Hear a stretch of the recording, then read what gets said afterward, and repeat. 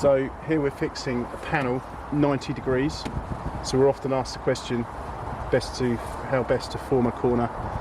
So we've fixed a U-channel here onto the back of our DuraPost classic post. So the first thing we'll do is secure up the gravel board.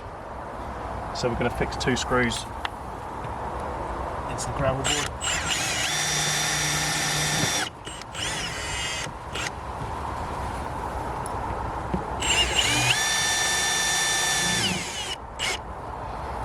So the next step is to secure the panel into the U-channel. So this is a 5-foot panel, so we recommend between 3 and 4 screws to secure it.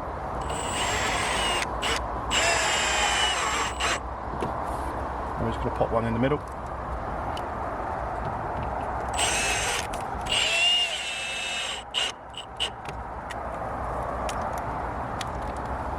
And one at the bottom.